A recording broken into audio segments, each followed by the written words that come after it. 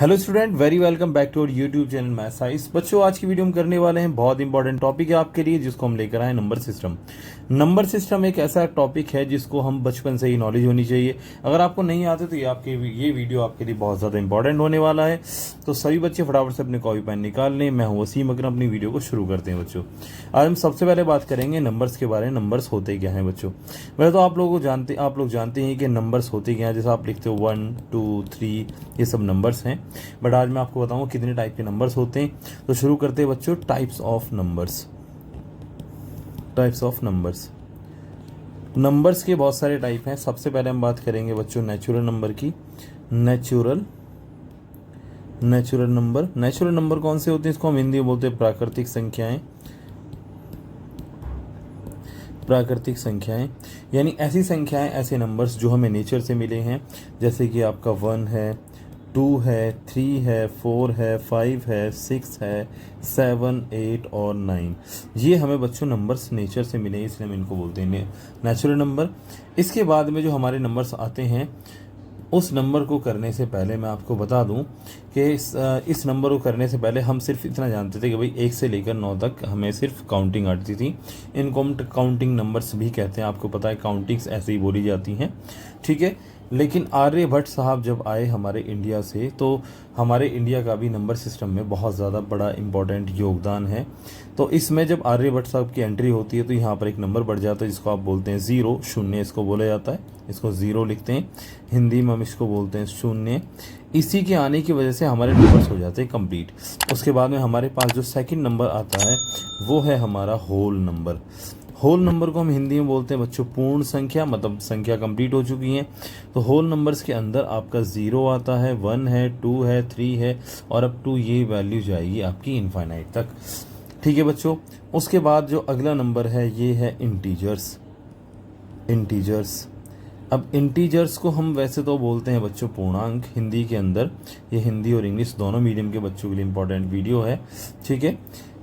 Integers आपके दो type के होते हैं, जिनमें कि एक तो है आपका पॉजिटिव इंटीजर और दूसरा है बच्चों आपका नेगेटिव इंटीजर। अब ये पॉजिटिव इंटीजर्स कौन से होते हैं बच्चों? तो जो हमारे प्लस वाली वैल्यूज है, +1 है, +2 है, +3 है, अप टू ऐसे इनफाइनाइट तक, ऐसे ही हमारे पास -1 है, -2 है, -3 है और ये इनफाइनाइट तक जाएगी। या फिर आप ऐसा हिसाब लगा सकते हैं, जैसे मेरे पास एक नंबर लाइन है जिस पर मैंने 0 सेंटर में डाल दिया। अब इसके हम जब राइट हैंड साइड चलेंगे 1 2 3 यानी प्लस के 1 2 3 आएंगे और ये इनफाइनाइट तक जाएगा। और जब हम इसके लेफ्ट चलेंगे तो -1 है, -2 है, -3 है और ये माइनस के इनफाइनाइट तक जाएगा। ये माइनस का इन्फिनिटी और ये प्लस का इन्फिनिटी। तो ये हमारा है इंटीजर्स। आपको समझ आ गया होगा बच्चों। इंटीजर्स के साथ में मैं आपके सामने कुछ क्वेश्चंस रखता हूँ, शायद आपको पता हो। अगर आपको नहीं पता तो आप इन क्वेश्चंस को अच्छे से कर लें। जैसे कि मेरे पास एक क्वेश्चन, अगर मैं आपसे पूछूं कि बताओ -1 और -100 में कौन बड़ा है, तो अब आपका आंसर क्या होगा ये आप देख सकते हैं। तो देखो, जो हमारा -1 है बच्चों, ये बड़ा है किससे? 100 से। क्यों बड़ा है? क्योंकि जितना ज़्यादा नेगेटिव में जाएगा, जितनी वैल्यू नेगेटिव में जाएगी उतनी ही वो वैल्यू छोटी हो जाएगी। तो मैं बोल सकता हूँ जो -1 है वो बड़ा है किससे? -100 से। यहाँ पर जो ये सिंबल है ये ग्रेटर का सिंबल है। इसमें जो इधर मुंह खुल रहा है, ये जो आप देख सकते हो 2 आर्म्स खुल रही हैं, ये बड़े को बताता है। और जबकि ये जो पीछे वाला पोर्शन है ये आपके छोटे को बताता है, ठीक है बच्चों। आपको समझ आ गया होगा। ऐसे ही आप चाहें तो एक और क्वेश्चन मैं आपके लिए दे देता हूं, आप लोग खुद हिसाब लगा लेना। -2 और -3 में कौन बड़ा है, या फिर 1 और -3 में कौन बड़ा है? आप इन क्वेश्चंस को खुद से करें, आपको समझ आ जाएगा, ठीक है बच्चों। अब चलते हैं कुछ वेरी इंपॉर्टेंट नंबर्स जो कि आपको पता होने चाहिए, जिनमें हम सबसे पहले बात करेंगे इवन नंबर की। आपको पता है इवन नंबर क्या होता है? हिंदी में हम इसको बोलते हैं सम संख्याएं। अब सम संख्याएं क्या होती हैं? सम संख्याएं कौन सी होती हैं सब बच्चों? तो जो नंबर्स दो से डिवाइड हो जाए, पूरा डिवाइड हो जाए, वो आपकी सम संख्याओं में आते हैं। जैसे कि आपका है 2 4 6 8 ठीक है बच्चों, ये आपकी सम संख्याओं में आती हैं।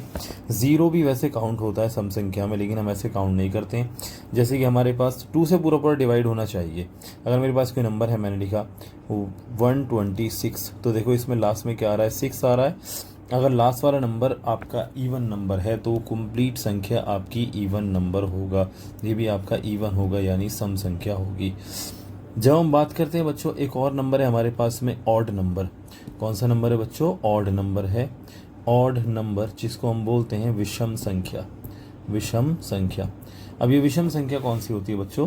तो विषम संख्या हमारे पास 1 है, 3 है, 5 है, 7 है, 9 है, या इनमें से कोई भी नंबर किसी बड़ी नंबर्स के पीछे आ जाए।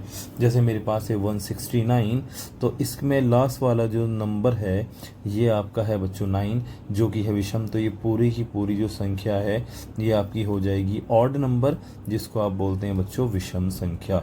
आई होप बच्चों यहाँ तक आपको क्लियर हो गया होगा। अगर आपको ये वीडियो समझ आ रही है, पसंद आ रही है, तो आप इस वीडियो को जल्दी से लाइक कर दें और अपने फ्रेंड्स में शेयर कर दें। नेक्स्ट हमारे पास नंबर आता है बच्चों, नेक्स्ट वेरी इंपॉर्टेंट नंबर है।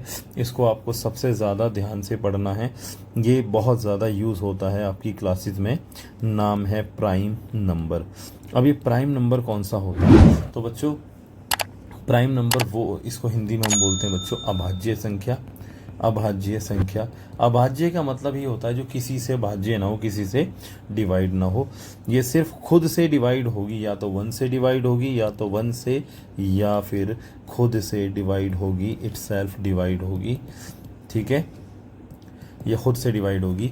जैसे हमारे पास नंबर है, जो प्राइम नंबर है वो फर्स्ट प्राइम नंबर हमारे पास 2 है, उसके बाद में 3 है, फिर 5 है, उसके बाद 7 है, 9 नहीं है क्योंकि 9 3 से भी डिवाइड हो जाएगा। इसी तरह से 11 है, 13 है, ऐसे ही हमारे पास 17 है, 19 है, 23 है, उसके अलावा में 29 है।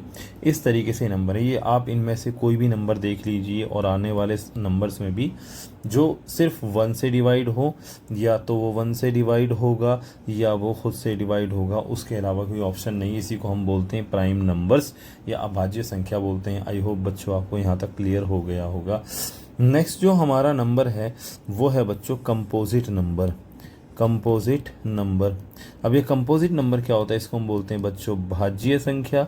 अब भाज्य संख्या तो बच्चों ये 1 से भी डिवाइड होगी, खुद से भी होगी, और किसी और से भी, और किसी और से भी होगी।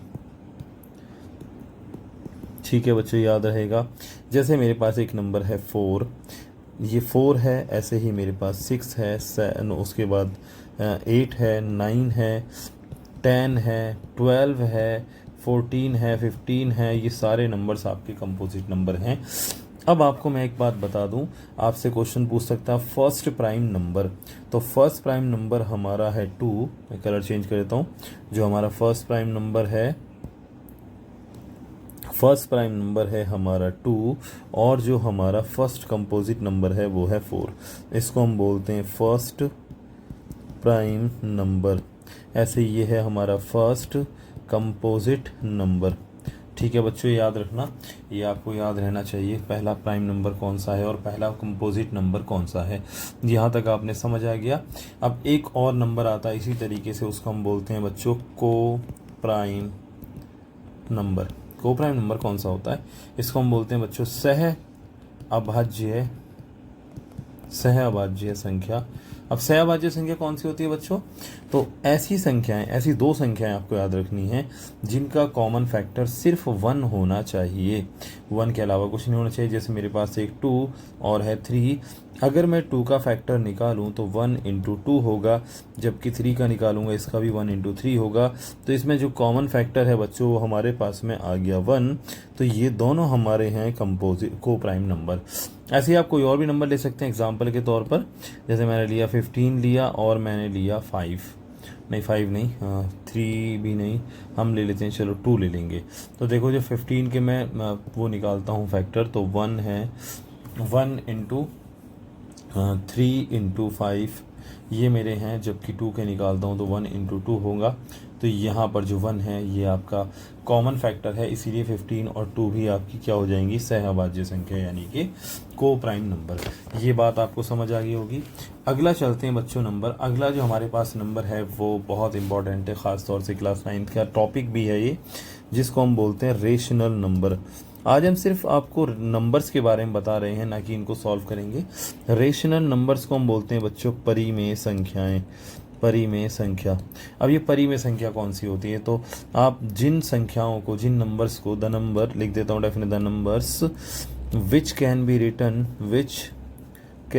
Written in the form of P by Q, where P may be 0, 1, 2 or -1, anything, but Q must not be 0। जो आपका Q है, ये जो Q है वो 0 नहीं होना चाहिए। कहने का मतलब ये है, आप कोई भी संख्या हो, मैंने लिखा 1 लिखा तो 1 के अपॉन 1 आता है, या मैंने लिखा 2 के अपॉन 1 आता है, या मैंने लिखा 1/5, तो देखो इनके नीचे 1 है, यहाँ पर 1 है, यहाँ पर कितना 5 है, 0 नहीं है। अगर कभी भी ऐसा हो गया, जैसे मैंने लिखा 5/0, तो बच्चों ये आपकी रेशनल नंबर नहीं होगा, ये रेशनल नंबर नहीं होगा। बिल्कुल अच्छे से माइंड में बिठा लीजिए, ये रेशनल नंबर नहीं होगा। ठीक है बच्चों, क्लियर हो गया। अब अगला चलते हैं बच्चों इर्रेशनल नंबर। इर्रेशनल नंबर, अब इर्रेशनल नंबर कौन सा होता है बच्चों, तो मैं आपको एग्जाम्पल से समझा देता हूँ। जिसको हम, जो रेशनल नहीं है वो इर्रेशनल है, यानी इसको हम बोलते हैं अपरिमेय संख्या, अपरिमेय संख्या। ठीक है बच्चों, इर्रेशनल नंबर अपरिमेय संख्या बोलते हैं। तो जो रेशनल नहीं है, कौन सा नहीं है, जैसे मैंने लिखा 0.3003003000 और ऐसे ही बढ़ता जाए, ये आपका इर्रेशनल है। ऐसे रूट में कोई भी संख्या जो रूट से बाहर ना आए, जैसे √5 है, ये आपका इर्रेशनल नंबर है। ठीक है बच्चों, ऐसे ही पाई भी आपका इर्रेशनल नंबर है। ये आपके सारे इर्रेशनल नंबर हैं, इस तरीके के आपके इर्रेशनल नंबर होते हैं बच्चों। अब लास्ट नंबर आता है जिसको हम बोलते हैं real number. Real number, real number, तो बच्चों याद रखना, रेशनल प्लस इर्रेशनल, इर्रेशनल, इन दोनों नंबर से मिलकर बनते हैं हमारे रियल नंबर। मतलब जितने भी रेशनल नंबर हैं, जितने भी इर्रेशनल नंबर हैं, वो सारे ही हमारे होते हैं बच्चों रियल नंबर्स। ठीक है, ये आपको समझ आ गया। रियल नंबर्स को हम बोलते हैं वास्तविक संख्याएं, वास्तविक संख्याएं, वास्तविक संख्या, जबकि रेशनल है परिमेय और इर्रेशनल है अपरिमेय संख्या। तो ये थे हमारे नंबर्स, कुछ नंबर्स जो कि आपको पता होने बहुत ज़रूरी थे। आई होप ये बच्चे आपको समझ आ गए होंगे। ठीक है, ये सारे नंबर्स आप एक बार अच्छे से रिवाइज कर लेना, अच्छे से पढ़ लेना, ताकि आपको नंबर्स में कोई भी प्रॉब्लम ना आए। तो बच्चों हम अपनी वीडियो को यहीं ख़त्म करते हैं। अगर आपको वीडियो पसंद आती है तो आप प्लीज़ कमेंट करिए, वीडियो को लाइक करें, शेयर करें और साथ में चैनल को सब्सक्राइब भी करें। तो